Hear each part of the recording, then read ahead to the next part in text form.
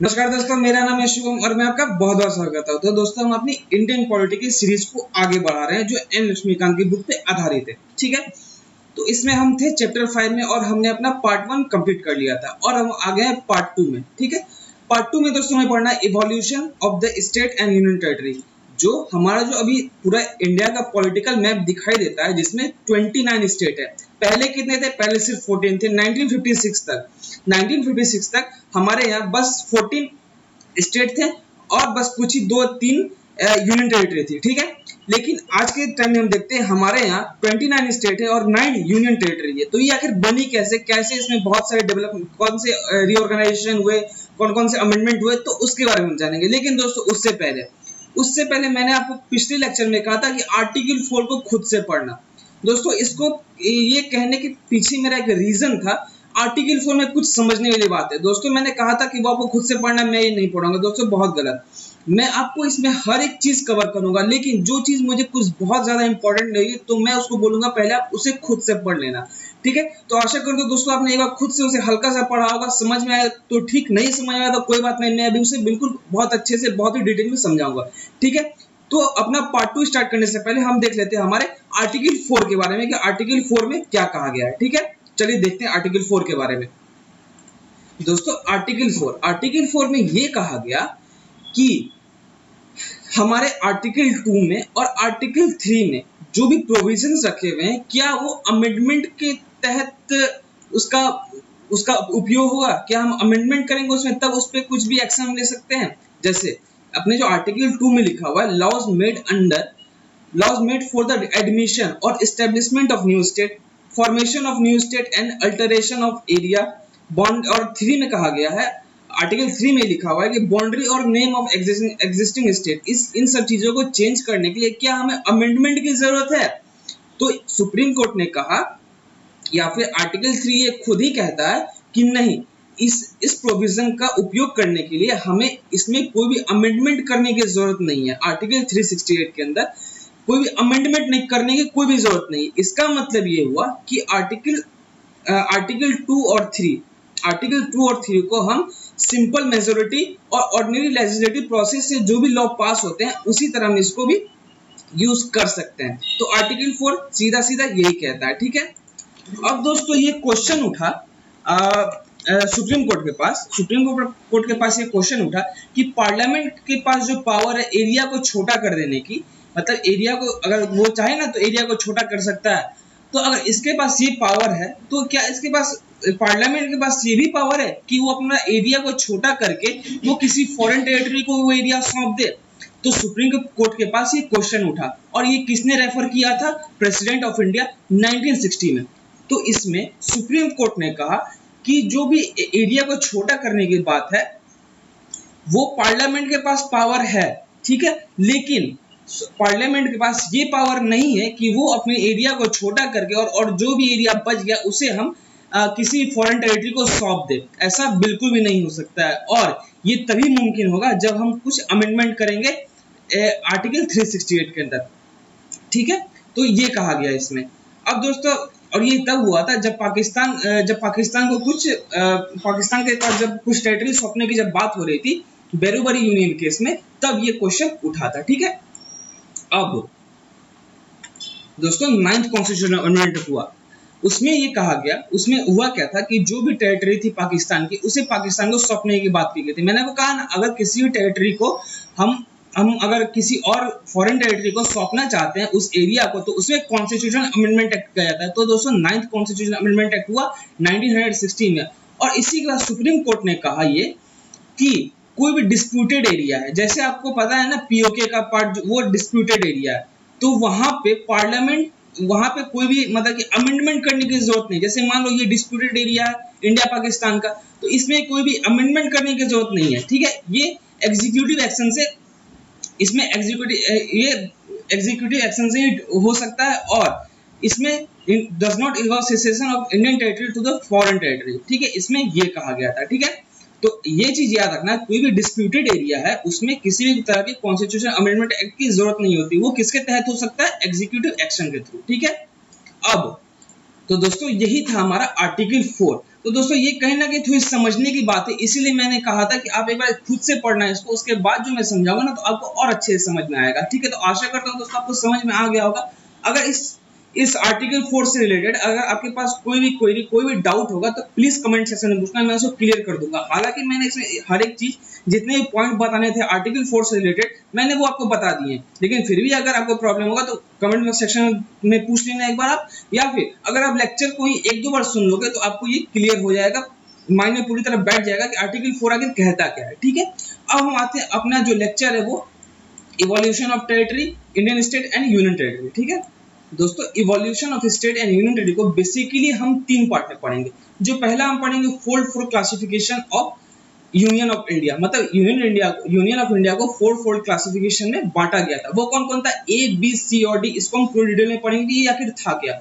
उसके बाद दोस्तों ये बात उठी कि लैंग्वेज के बेसिस पे जो हमारा स्टेट है उसका रीऑर्गेनाइजेशन होना चाहिए, मतलब कि एक स्टेट को 2 पार्ट में बांट देना चाहिए लैंग्वेज के बेसिस पे। एक लैंग्वेज बोलने वाले एक पार्ट में चले जाएंगे और जो कोई और लैंग्वेज बोलते हैं वो दूसरे पार्ट में चले जाएंगे। ठीक है, उसका ये हम पढ़ेंगे। धार कमीशन और जेवाईबी कमेटी जो बनी थी उसमें पढ़ेंगे, और इससे भी कुछ जो मॉडिफाइड इसमें पढ़ेंगे थोड़ा सा फजल अली कमीशन में, इसमें भी बहुत सारे मॉडिफिकेशन किए थे। बहुत अच्छा इन्होंने एक सजेशन रखा था पार्लियामेंट के सामने जब इनकी कमीशन बनी थी, तो उसके बारे में भी हम पढ़ेंगे डिटेल। तो सबसे पहले स्टार्ट करते हैं फोर्थ क्लासिफिकेशन। उससे पहले हम लोग देखते हैं कि इंटीग्रेशन ऑफ प्रिंसली स्टेट का इंटीग्रेशन कैसे हुआ था इंडिया में पार्टीशन के बाद। दोस्तों इंटीग्रेशन ऑफ प्रिंसली स्टेट का इंटीग्रेशन इंडिया में आखिर हुआ तो हुआ कैसे। दोस्तों हुआ क्या था, इंडिपेंडेंस के टाइम में ब्रिटिश इंडिया को, मतलब ये पूरी जो होल इंडिया थी, होल इंडिया से ब्रिटिश इंडिया में जब भी बोलूं इसका मतलब ये आप समझ लेना कि मैं बात कर रहा हूं अनडिवाइडेड इंडिया, मतलब कि उसमें पाकिस्तान भी ऐड है। ठीक है, उस टाइम हुआ क्या कि पूरे इंडिया को दो पॉलिटिकल यूनिट में बांटा गया, जिसमें कौन कौन से, ब्रिटिश प्रोविंस और प्रिंसली स्टेट। ब्रिटिश प्रोविंस वो थे जो डायरेक्ट किसके अंडर में थे, ब्रिटिश गवर्नमेंट के, और जो प्रिंसली स्टेट थे वो किसके अंडर में थे, वो थे तो एक्चुअली में जो वहां के प्रिंस है उसके अंडर में, लेकिन वो किसके पारामाउंटेंसी में थे, ब्रिटिश क्राउन के। अब दोस्तों हुआ क्या, जब इंडिपेंडेंस एक्ट 1947 जब लागू हुआ, उसके बाद पूरे इंडिया को, मतलब पूरे ब्रिटिश इंडिया को 2 पार्ट में बांट दिया गया। 2 पार्ट वो कौन कौन से, एक तो पाकिस्तान था और दूसरा इंडिया था। ठीक है, अब बच गए प्रिंसली स्टेट, क्योंकि वो तो ब्रिटिश के डायरेक्ट रूल में नहीं आते थे, वो अब उसको इनडायरेक्ट रूल बोल सकते। इनडायरेक्ट रूल का मतलब क्या होता है कि वो तो थे ब्रिटिश के अंडर में, लेकिन वहां पे राज कौन कर रहा था, वहां पे प्रिंस, वहां के जो नेटिव प्रिंस थे वो राज कर रहे थे। तो प्रिंसली स्टेट के पास 3 ऑप्शन रखे गए। जो पहला ऑप्शन था, या तो वो इंडिया ज्वाइन कर ले, दूसरा ऑप्शन था उनके पास जो वो पाकिस्तान ज्वाइन कर ले, और तीसरा था वो इंडिपेंडेंट रहे। तो दोस्तों हुआ क्या, जितनी भी ज्योग्राफी ऑफ इंडिया, मतलब सिर्फ इंडिया, पाकिस्तान की बात मैं नहीं कर रहा हूं, उसके अंदर आते थे टोटल 552 प्रिंसली स्टेट। इसमें से 549 मतलब 549 जो प्रिंसली स्टेट थे उन्होंने इंडिया को ज्वाइन कर लिया। ठीक है, बाद में बच गए 3 स्टेट। कौन कौन से थे वो, हैदराबाद, जूनागढ़ और कश्मीर। तो इन तीनों को अब कैसे शामिल किया जाए, तो हैदराबाद को दोस्तों पुलिस एक्शन के मदद से ज्वाइन कराया गया। जूनागढ़ में रेफरेंडम हुआ, मतलब कि वहां के लोगों से पूछा गया कि आप भैया कहां रहना चाहोगे, या तो पाकिस्तान ज्वाइन कर लो या तो इंडिया ज्वाइन कर लो। तो वहां के मैक्सिमम लोगों ने ये कहा कि नहीं भाई हम इंडिया में ही रहना चाहेंगे। तो वहां पे उसके बाद जूनागढ़ को इंडिया में शामिल कर दिया। उसके बाद दोस्तों कश्मीर को instrument of action accession where all integrate, मतलब वहां पे इंस्ट्रूमेंट एसेशन का इंस्ट्रूमेंट, मतलब एनेक्सेशन का इंस्ट्रूमेंट यूज किया गया। ठीक है, मैं आपको एक बार उनकी लोकेशन बता देता हूँ कि हैदराबाद, जूनागढ़ और कश्मीर है कहाँ पे। ये दोस्तों कहीं ना कहीं हमारी अनडिवाइडेड इंडिया है। ठीक है, अब देख लेते हैं हैदराबाद, तो आपको दिखाई दे रहा होगा, ये रहा अपना हैदराबाद। दोस्तों अगर यहाँ पे फिगर आपको अगर थोड़ी सी धुंधली दिखाई दे रही होगी तो मैं आपको बता दूं, ये जो ब्लू कलर है ना, ये सारे जो ब्लू कलर दिखाई दे रहे हैं ये सारे प्रिंसली स्टेट है, और ये जो ऑरेंज कलर के या फिर पीला कलर आप बोल सकते हो, पीला कलर जो दिखाई दे रहा है वो ब्रिटिश इंडिया थी। ठीक है, तो हैदराबाद, कश्मीर भी आपको दिख गया होगा, जम्मू कश्मीर, और जूनागढ़ आपको यहाँ दिख जाएगा, ये गुजरात का पार्ट था। ठीक है, तो इन तीनों जगह पे या तो पुलिस एक्शन से, या फिर रेफरेंडम से, और या फिर एनेक्सेशन से यहाँ पे इसको इंडिया में शामिल किया गया था। ठीक है, उसके बाद दोस्तों आता है अपना 4 फोल्ड क्लासिफिकेशन, मतलब कि कॉन्स्टिट्यूशन के अंदर में 4 फोल्ड में इंडियन स्टेट को, इंडियन यूनियन के जो भी स्टेट थे उनको 4 फोल्ड में क्लासिफाई किया गया था। और वो 4 फोल्ड कौन थे, ए बी सी और डी। जिसमें टोटल 29 थे, 29 इनकी नंबर थी, ठीक है। जिसमें पार्ट ए में कौन थे, 9 जो गवर्नर प्रोविंस है, जो डायरेक्टली जहां पे ब्रिटिश शासन करते, जो गवर्नर प्रोविजंस थे वो थी। उसके बाद पार्ट बी में आई थी अपनी 9 अर्सवाइल प्रिंसली स्टेट विथ लेजिस्लेचर, मतलब वहां तो प्रिंसली स्टेट तो थी लेकिन वहां लेजिस्लेचर भी थी, ठीक है। पार्ट सी में चीफ कमिश्नरी जो 10 थे, और पार्ट डी में आता है अपना अंडमान एंड निकोबार आइलैंड। अब ये तो था फोरफोल्ड क्लासिफिकेशन। अब दोस्तों देख लेते हैं कि अपना जो स्टेट का रीऑर्गेनाइजेशन हुआ था लिंग्विस्टिक यानी कि लैंग्वेज के बेसिस पे, वो कैसे हुआ था। अब दोस्तों क्या हुआ कि इंडिया में साउथ के पार्ट से, यानी कि ये तो अपना नॉर्थ हो गया, साउथ के पार्ट से ये रिकमेंडेशन आने लगी कि लैंग्वेज के बेसिस पे स्टेट का रीऑर्गेनाइजेशन किया जाए। मतलब कि जैसे मान लो एक स्टेट है, वहाँ पे कुछ जैसे गुजराती बोलने वाली पीपल भी रहती हैं और कुछ मराठी बोलने वाली पीपल भी रहती हैं। तो इनका ये रिकमेंडेशन आया कि अब स्टेट का रीऑर्गेनाइजेशन किया जाए, किसके बेसिस पे, लैंग्वेज के बेसिस पे, लैंग्वेज के बेसिस पे स्टेट को तोड़ा जाए, ठीक है। तो ये साउथ इंडिया से कहीं ना कहीं एक रिकमेंडेशन आने लगी। तो उसके बाद 1948 में गवर्नमेंट ऑफ इंडिया ने एक कमीशन अपॉइंट किया जिसका नाम था धार कमीशन, जिसके जो चेयरमैन थे वो थे एसके धार। तो उन्होंने कहा कि स्टेट का जो रीऑर्गेनाइजेशन है लैंग्वेज के बेसिस पे वो कहीं ना कहीं ठीक नहीं होगा, क्योंकि वो कहीं ना कहीं एक होता है ना थोड़ा सा, मतलब कि वो इंडिया की यूनिटी को अफेक्ट करता था, ठीक है। तो इसलिए इसको इन्होंने बिल्कुल डिनाई कर दिया। इसमें कहा इन्होंने कि लैंग्वेज के बेसिस पे नहीं होना चाहिए, अगर हो भी तो वो किसके बेसिस पे हो, एडमिनिस्ट्रेशन के बेसिस पे हो, ठीक है। और ये कहीं ना कहीं बहुत नाराज़गी जाहिर करता है, लोगों के बीच में बहुत नाराज़गी हो गई थी जो चाह रहे थे कि लैंग्वेज के बेसिस पे इंडिया को, मतलब इंडिया ने इंडियन के जो यूनियन के जो स्टेट थे उसको तोड़ा जाए, उसको अलग किया जाए, उसको दो पार्ट में बांट दिया जाए, ठीक है। तो दोस्तों इसी के बाद एक कमेटी अपॉइंट की गई 1948 में ही, जो जिसमें थे जवाहरलाल नेहरू, वल्लभ भाई पटेल, सरदार वल्लभ भाई पटेल और पट्टाभी सीतारामैया, जिसको बोलते हैं JVP कमेटी। इसमें क्या कहा गया, इसमें भी इन्होंने कहा कि लैंग्वेज के बेसिस पे रीऑर्गेनाइजेशन कहीं ना कहीं ठीक नहीं होगा, लेकिन फिर भी वहाँ पे लेकिन फिर भी गवर्नमेंट को कहीं ना कहीं जो आंध्र प्रदेश है उसको अलग करना पड़ा Telugu speaking people Madras state से आंध्र प्रदेश को अलग कर दिया गया। ऐसा क्यों हुआ था दोस्तों, क्योंकि पोटी सीतारामल्लू वो 56 डे के हंगर स्ट्राइक पे बैठे हुए थे और उनकी कहीं ना कहीं मौत हो गई थी। तो दोस्तों इसी की वजह से गवर्नमेंट पे बहुत ज़्यादा प्रेशर पड़ गया और उन्हें एक रीऑर्गेनाइजेशन करना पड़ा। अब दोस्तों एक बार मैप में देख लेते हैं कि मद्रास और आंध्र प्रदेश कहाँ कहाँ है। ये देखिए दोस्तों, ये जो आप पूरा देख रहे हैं ना, ये वाला पार्ट पूरा मद्रास में आता था। ये पूरा पार्ट मद्रास में आता था। अब देख लेते हैं कि इसमें आंध्र प्रदेश कैसे बना, यहाँ से कट के, ठीक है। दोस्तों ये देखो, ये मैंने आपको कहा ना ये पूरा मद्रास था, ठीक है। तो मद्रास में से आंध्र प्रदेश को अलग कर दिया गया, ये वाला पार्ट को अलग करके आंध्र प्रदेश बना गया, जहाँ पे सिर्फ तेलुगु स्पीकिंग पीपल ही रहते थे, ठीक है। तो ये तो आपको समझ में आ गया। उसके बाद दोस्तों बना गया फजल अली कमीशन। अब मुझे एक बार बताओ, आपके पापा हैं, आपके पापा के 5 बेटे हैं, ठीक है, सब एक बराबर। अगर पापा ने एक को चॉकलेट दे दिया तो क्या जो 4 बच गए हैं वो नहीं रोएंगे कि पापा मुझे भी चॉकलेट चाहिए, मुझे भी चॉकलेट चाहिए। तो इसी के बेसिस पे हुआ दोस्तों ये कि जब एक पार्ट को अलग कर दिया गया तेलुगु स्पीकिंग पीपल से, तो उसके बाद और भी स्टेट से रिकमेंडेशन आने लगी कि हमें भी तो कि यहाँ पे जैसे पहले जो महाराष्ट्र था, महाराष्ट्र और गुजरात सब एक में था, वहाँ पे महाराष्ट्र मराठी स्पीकिंग पीपल भी रहते थे और गुजराती स्पीकिंग पीपल भी रहते थे, तो वहाँ से भी रिकमेंडेशन आने लगी। तो उसके बाद दोस्तों दिसंबर 1953 में गवर्नमेंट ने एक फिर से कमीशन ऑर्गेनाइज किया जिसका नाम था फजल अली कमीशन, जिसके चेयरमैन कौन थे, फजल अली, ठीक है। इन्होंने अपनी रिपोर्ट को सबमिट किया था सितंबर 1955 में, और इसमें एक्सेप्ट कर लिया गया था कि हाँ चलो लैंग्वेज यानी लिंग्विस्टिक बेसिस पे, लैंग्वेज के बेसिस पे हम स्टेट को अलग कर सकते हैं। लेकिन इन्होंने 1 लैंग्वेज 1 स्टेट का थ्योरी को बिल्कुल डिनाई कर दिया, बिल्कुल रिजेक्ट कर दिया। मतलब कि ऐसा नहीं है कि एक अगर स्टेट है वहाँ अगर सिर्फ गुजराती बोलने वाली पीपल रहती हैं तो सिर्फ गुजराती बोलने वाले रहेंगी, ऐसा उन्होंने बिल्कुल मना कर दिया ऐसा। और उसके बाद और इन्होंने चार फैक्टर को बताया कि कौन कौन से फैक्टर होंगे जिसके जो हम लागू अगर कर दें तो उतना ज़्यादा फर्क नहीं पड़ेगा हमारे जो इंडिया है उसके यूनिटी पे, क्योंकि हम जानते हैं दोस्तों बहुत ज़्यादा डाइवर्सिटी है अपने इंडिया में, ठीक है। मतलब कि एक बोलते हैं ना हर जगह जगह पानी और भाषा बदलती रहती है, तो बहुत ज़्यादा डाइवर्सिटी है। तो डाइवर्सिटी की वजह से, इसकी डाइवर्सिटी यूनिटी पे फर्क ना पड़े, इसकी वजह से इन्होंने 4 फैक्टर को सजेस्ट किया। ये 4 फैक्टर कौन कौन थे? सबसे पहले फैक्टर तो मैंने आपको बता ही दिया कि अपनी इंडिया की जो है यूनिटी भंग नहीं होनी चाहिए, यूनिटी को अपनी यूनिटी को ऊपर रखना है।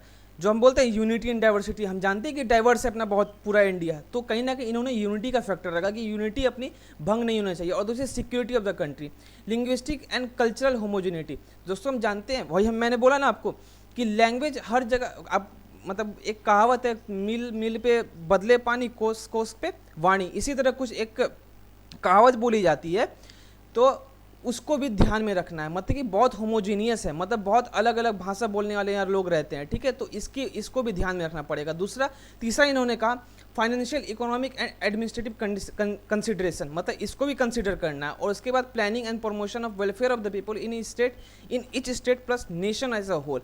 मतलब कि प्लानिंग एंड प्रमोशन, मतलब जो भी प्लानिंग होगी वो हर एक स्टेट में होनी चाहिए और एक पूरा नेशन में होना चाहिए। मतलब कि छोटे से होगा ना, पहले छोटा करेंगे, फिर मतलब छोटे से बड़ा बजाता है ना, मतलब जब पूरा स्टेट अगर हो जाएगा तो इंडिया तो अपने आप ही वहाँ पे प्लानिंग हो जाएगी, डेवलपमेंट होगी, ठीक है। तो ये 4 इन्होंने ये कुछ फैक्टर रखे मानने के लिए, मतलब ये अगर फैक्टर यूज़ करेंगे तो अपनी जो इंडिया है उसके यूनिटी में फ़र्क नहीं पड़ने वाला है, ठीक है।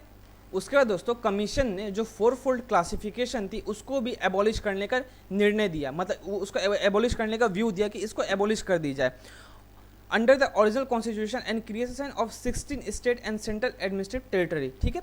और गवर्नमेंट ऑफ इंडिया ने इसके सजेशन को, इस कमीशन के जो भी सजेशन थे उसको एक्सेप्ट कर लिया कुछ माइनर मॉडिफिकेशन के साथ, ठीक है। और उसके बाद दोस्तों हुआ state reorganisation act 1956 and 7th constitution amendment act 1956। तो ये क्या थे? इन्होंने क्या किया, distinction between part A and part B was done away, मतलब कि जो भी अलग अलग रखे थे इन्होंने, पार्ट ए और पार्ट बी को अलग कर दिया था, इन दोनों को मिला दिया गया, ठीक है। पार्ट सी को अबॉलिश कर दिया गया था। जो 4-फोल्ड क्लासिफिकेशन की यहाँ बात हो रही है, ठीक है, तो इसमें कंफ्यूज मत होइएगा। जो 4-फोल्ड क्लासिफिकेशन थे उनको बिल्कुल अबॉलिश कर दिया गया था। और क्या किया गया था, पार्ट ए और पार्ट बी को मिला दिया गया था, पार्ट सी को अबॉलिश कर दिया गया था। Some of them were merge with adjacent state, मतलब जैसे मान लो कुछ ये स्टेट है, पूरा 29 ही नंबर था, ठीक है, पूरा उसका टोटल कितना नंबर था 29। मान लो ये स्टेट है, ये स्टेट छोटा छोटा स्टेट है, इन दोनों का क्या किया गया, मिला दिया गया, इन दोनों स्टेट को मिला के एक बना दी गई। Some were designed as a union territory, मतलब कि कुछ ऐसे जो स्टेट थे उसको यूनियन टेरिटरी, वो यानी कि वो सेंट्रल से, वो डायरेक्टली सेंटर से एडमिनिस्टर होंगे, ठीक है। और इसी का परिणाम दोस्तों ये था कि 1956 में 14 स्टेट बने और 6 यूनियन टेरिटरी वाज क्रिएटेड, मतलब 14 स्टेट और 6 यूनियन टेरिटरी बना दिए गए। और ये 1956 में कैसा अपना इंडिया पॉलिटिकल में दिखता था, पहले ये देख लेते हैं एक बार। ये देखिए दोस्तों, ये अपना था इंडिया 1956 में। इसमें कुल 14 स्टेट थे और 6 यूनियन टेरिटरी थी, ठीक है। तो यहाँ जम्मू कश्मीर हो गया, यहाँ पे अपना राजस्थान हो गया। ये देखिए दोस्तों बिहार, उस टाइम झारखंड नहीं था, उस टाइम बिहार और झारखंड दोनों एक थे। झारखंड कब बदला, झारखंड से बिहार का अलग हुआ 2000 में, ठीक है। मध्य प्रदेश था अपना, इस टाइम छत्तीसगढ़ नहीं बना था, ठीक है। आंध्र प्रदेश, मद्रास, केरला, कोचिंग, मसूर, जिसको हम कर्नाटका भी बोलते हैं, बॉम्बे। उसके बाद यहाँ पे देख लो दोस्तों आप, यहाँ पे मध्य प्रदेश है। उसके बाद इसी तरह उत्तर प्रदेश है, उस टाइम उत्तराखंड नहीं बना था, ठीक है। तो ये भी आप ध्यान में रखना। पूरा आसाम था यहाँ पे, और यहाँ पे ईस्ट पाकिस्तान, और यहाँ पे वेस्ट पाकिस्तान था। ईस्ट पाकिस्तान को दोस्तों अभी हम बांग्लादेश के नाम से जानते हैं, जो 1971 में इसको बांग्लादेश बना दिया गया था, ठीक है। तो ये था अपना इंडिया 1956 में, ठीक है। अब दोस्तों देख लेते हैं कि आज यानी कि 2020 में अपना इंडिया कैसा दिखता है। तो दोस्तों 2020 में अपना इंडिया कुछ इस प्रकार का दिखता है, जिसमें 29 स्टेट हैं और 9 यूनियन टेरिटरी हैं, ठीक है। यहाँ पे लद्दाख, जम्मू कश्मीर, हिमाचल प्रदेश, उत्तराखंड, उत्तर प्रदेश, बिहार, झारखंड, वेस्ट बंगाल, सब चीज़ें इसमें, ठीक है। सॉरी। तो ये है अपना इंडिया 2020, ठीक है। अब दोस्तों इस रीऑर्गेनाइजेशन ऑफ स्टेट को एक बार यूएसए के जो फेडरल सिस्टम है उससे एक बार कंपेयर करके देखते हैं कि क्या डिफरेंस है, ठीक है। दोस्तों मैंने आपको पिछले लेक्चर में बताया था कि इंडिया को कहा जाता है indestructible union with destructible state, ये कहा जाता है। यानी कि यूनियन को तो आप नहीं तोड़ सकते हो, लेकिन स्टेट को आप छोटे छोटे हिस्सों में तोड़ सकते हो, ठीक है। तो अमेरिका में ये कहा जाता है कि टेरिटोरियल इंटीग्रिटी रहती है, ठीक है।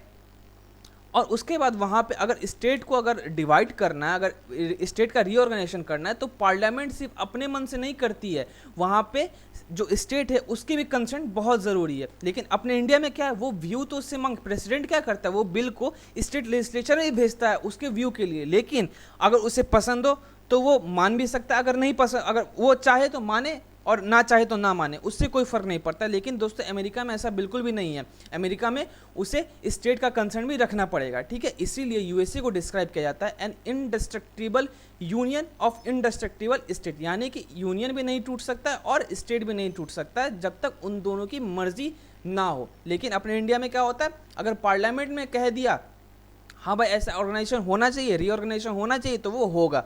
वो अगर स्टेट का व्यू लेगा, मैं फिर कह रहा हूँ स्टेट का व्यू लेगा, अगर वो, और प्रेसिडेंट को अगर वो लगे कि हम मानना चाहिए तो वो मानेगा, नहीं लगेगा तो, अगर नहीं मानेगा तो कोई बात नहीं, वो उसके विल पे डिपेंड करता है, ठीक है। तो ये है अपना इंडिया और जो अमेरिका का जो ये रीऑर्गेनाइजेशन ऑफ स्टेट है, इसमें कंपैरिजन था, ठीक है। तो दोस्तों आज के लिए बस इतना ही था, और इसी के साथ अपना जो चैप्टर 5 है इंडियन पॉलिटी एम लक्ष्मीकांत की, वो खत्म हो गई। और अगले पार्ट में हम लोग स्टार्ट करेंगे सिटीजनशिप। सिटीजनशिप से रिलेटेड बहुत सारे इंपॉर्टेंट प्रोविज़न है, कौन सिटीजन होंगे, क्या एक सिटीजन को एक्वायर करने का क्या प्रोसेस है, क्या टर्मिनेशन का प्रोसेस, वो हर एक प्रोविज़न हम बहुत डिटेल में 2 पार्ट में समझेंगे। पहले हम समझेंगे जो पार्ट 2 में अपना है, पार्ट 2 ऑफ द कॉन्स्टिट्यूशन 5 से लेकर 11 तक, और पार्ट 2 में मतलब लेक्चर, उसके दूसरे लेक्चर हम लोग पढ़ेंगे सिटीजनशिप एक्ट 1955 के बारे में, ठीक है। तो दोस्तों आज के लिए बस इतना ही रहने देते हैं। मैं हूं शुभम, मिलते हैं अगले लेक्चर में। तो अगर दोस्तों अच्छा लगा होगा लेक्चर तो लाइक कीजिएगा, शेयर कीजिएगा दोस्तों के साथ, और सब्सक्राइब जरूर कीजिएगा, ठीक है। तो see you in the next lecture. आज के लिए दैट्स ऑल, थैंक यू।